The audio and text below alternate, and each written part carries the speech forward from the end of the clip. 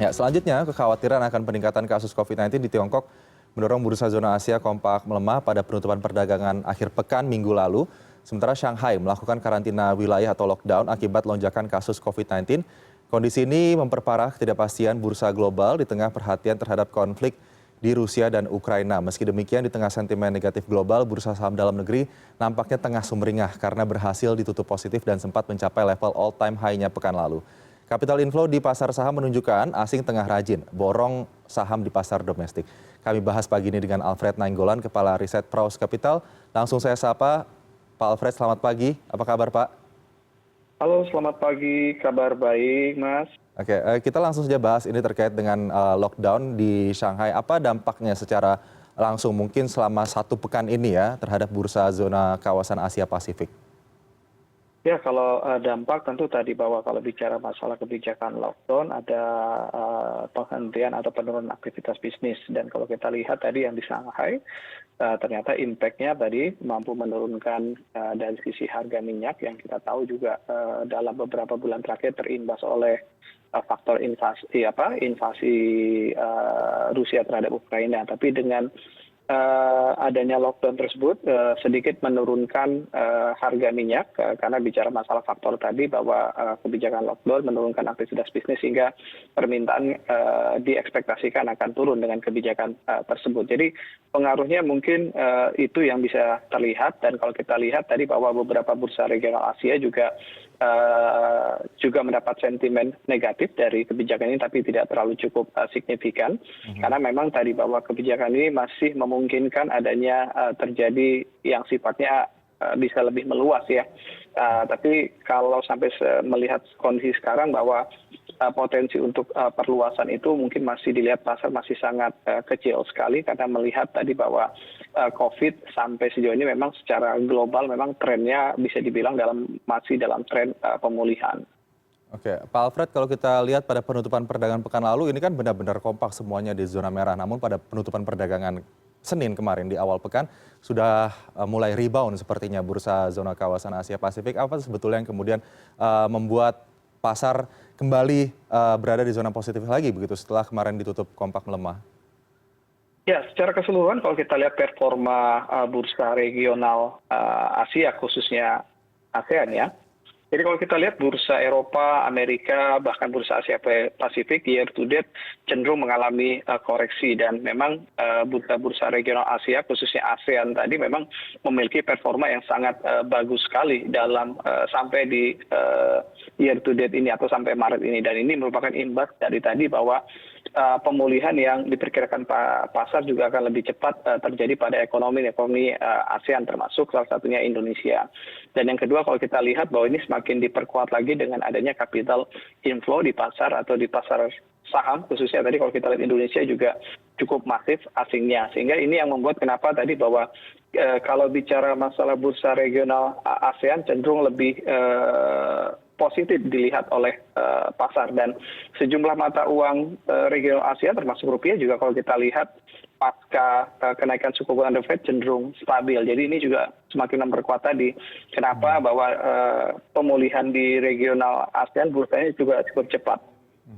Cukup masih deras ya capital inflow yang masuk ke bursa saham domestik dalam negeri begitu. Tapi kalau kita lihat di sini dari sektor komoditas, Pak Alfred, kita ketahui selama kurang lebih bulan inilah ya sektor komoditas benar-benar menjadi penopang begitu pergerakan bursa saham domestik. Saat ini bagaimana perkiraannya setelah adanya tadi lockdown yang dilakukan di Shanghai, begitu harga minyak juga tertekan?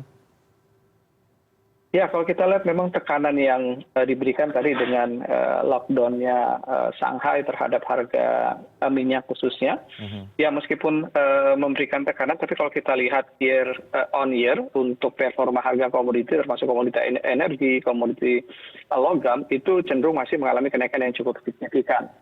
Jadi secara overall kalau kita lihat sampai di harga minyak pada level saat ini juga pasar juga melihat bahwa ekspektasi result yang dihasilkan oleh emiten-emiten produsen minyak sampai di kuartal 1 mungkin sampai di kuartal kedua juga kemungkinan akan naik cukup signifikan dari sisi faktor average selling price yang akan jauh lebih tinggi dibandingkan tahun lalu. Jadi meskipun tadi dari sisi sentimen lockdown Shanghai memang sedikit menurunkan harga minyak, tapi overall untuk harga komoditi hampir termasuk komoditi logam, komoditi energi masih mengalami kenaikan yang cukup signifikan year on year-nya. Sehingga untuk tahun ini emiten-emiten berbasis komoditi akan diuntungkan dari sisi average selling price yang jauh lebih tinggi. Dan kalau kita tambah lagi dengan adanya potensi kenaikan volume produksi, maka ini akan menjadi pertumbuhan yang cukup bagus tahun ini untuk dari sisi top line mereka, bahkan juga untuk bottom line mereka.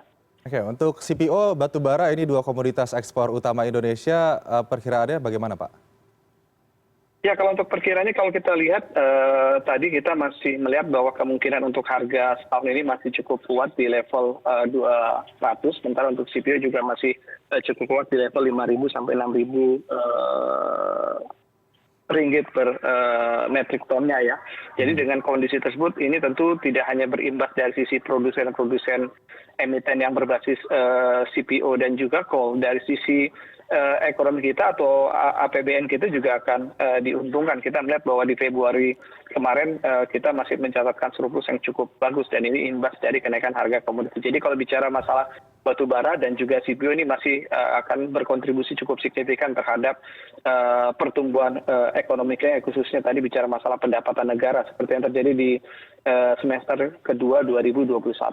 Oke, bicara soal APBN kita yang surplus di bulan Februari 2022 ini, nampaknya juga asing juga lumayan cukup ramai ya, borong saham domestik dalam negeri, begitu terutama saham-saham plat merah. Untuk saham perusahaan pemerintah sendiri, plat merah, apa sih yang akan menjadi perhatian ke depannya, emiten apa yang kemudian mencatatkan performa paling bagus dan banyak diburu oleh asing? Ya, kalau kita lihat di top 5 asing sampai saat ini year to date ya, dari sepanjang 1 Januari sampai di 29 Maret ini masih didominasi oleh saham-saham perbankan. Ada BRI, BCA, Bank BNI dan juga Bank Arto, dan ada satu emiten telekomunikasi yaitu Telkom. Jadi kalau kita lihat memang sebenarnya bukan lebih kepada exposure BUMN-nya ya, tapi lebih kepada exposure sektornya. Kita tahu memang tadi untuk perbankan result mereka di kuartal ketiga juga naik cukup signifikan di atas ekspektasi pasar.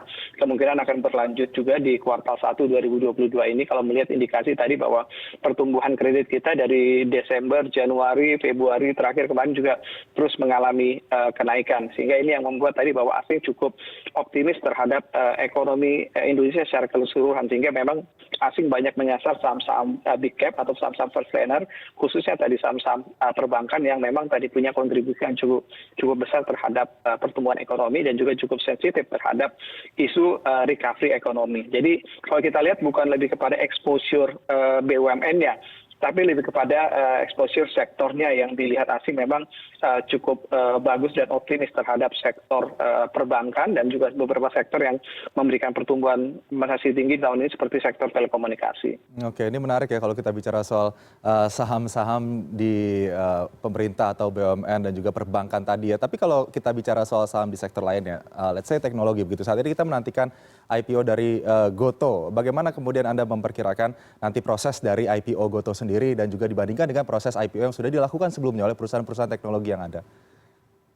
Ya, kalau melihat perkembangan yang ada, kita lihat bahwa hasilnya juga cukup bagus ya, meskipun tadi tidak seantusias yang terjadi pada IPO emiten buka ya, tapi kita lihat sampai sejauh ini memang kemungkinan masih bisa mengalami oversubscribe meskipun tidak terlalu besar. Artinya memang minat pasar juga cukup tinggi terhadap saham Goto. Padahal kalau kita lihat kondisi yang ada, compare dengan kejadian IPO buka ya, yang sahamnya pada harga saat ini mengalami penurunan cukup jauh dibandingkan harga IPO, tapi ini tidak menurunkan dari sisi minat terhadap Goto. Jadi kalau kita lihat memang secara keseluruhan pasar masih cukup antusias, dan ini perlu kita apresiasi bagaimana kemampuan pasar kita bisa menyerap size dana yang cukup besar dari IPO Goto. Jadi kalau untuk antusias tadi mungkin tetap tidak sebesar antusias IPO pertama buka ya untuk pasar yang e-commerce-nya ya. Jadi kemungkinan tadi oversubscribe-nya tidak terlalu besar, tapi kita melihat animonya masih cukup bagus lah untuk saham-saham berbasis teknologi, khususnya tadi bicara masalah e-commerce ya. Oke, itu untuk saham-saham domestik dalam negeri. Untuk hari ini, Pak Alfred, sentimen apa saja yang akan menopang pergerakan indeks saham kita? Ya, kalau hari ini kita lihat sentimennya masih sama ya. Kita lihat bahwa tekanan sedikit berkurang dari invasi Rusia Ukraina pasca adanya diskusi atau pasca adanya dialog yang mulai terbuka sehingga menurunkan sedikit tensinya. Yang kedua tadi bahwa penurunan harga minyak yang juga kemungkinan akan sedikit membantu karena kita lihat bahwa tekanan kenaikan harga komoditas ternyata cukup berpengaruh terhadap inflasi secara global, dan inflasi kita tahu akan menghambat pertumbuhan ekonomi.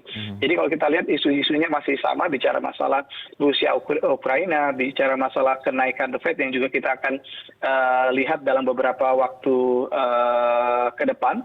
Dan yang ketiga tadi masih tetap isu animo asing yang juga cukup tinggi terhadap pasar saham kita. Untuk aksi korporasi pada hari ini, apa yang akan menjadi perhatian investor?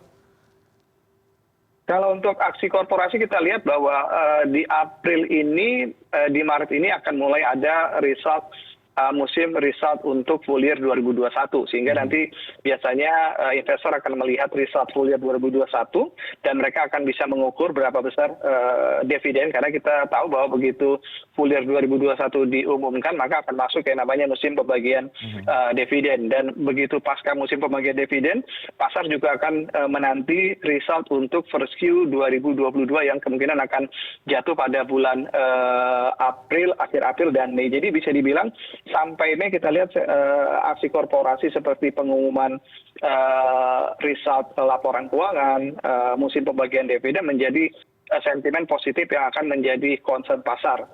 Jadi mungkin saham-saham yang memang punya historis dividen payout ratio yang tinggi mungkin masih akan menarik minat pasar kalau bicara masalah tadi aksi korporasi. Oke, Bang Alfred, terakhir ini melihat bagaimana sentimen yang ada, apakah pada hari ini IHSG akan mampu kembali mencetak rekor all time high-nya? Ya, kalau kita lihat tadi sudah sempat menyentuh level all time high-nya kembali ya di 7.070. Jadi sudah tembus all time high, dan kemungkinan juga kalau melihat asing juga cukup masif sampai 1 jam perdagangan di awal ini ya kemungkinan akan bisa tembus mendekati level psikologis di 7.100 yang juga menjadi level all time high kembali untuk IHSG. Baik, itu tadi perkiraan ya bagaimana rentang pergerakan IHSG untuk hari ini. Bang Alfred, kita lihat nanti bagaimana ke depannya meskipun nampaknya minim sentimen positif dari eksternal, tapi fundamental ekonomi kita nampaknya cukup kuat ya, sehingga dana asing masih deras masuk ke pasar saham Indonesia. Terima kasih Bang Alfred Nainggolan, Kepala Riset Praus Capital, sudah bergabung bersama CNN Indonesia Today pagi ini. Selamat pagi Pak Alfred. Oke, terima kasih. Selamat pagi.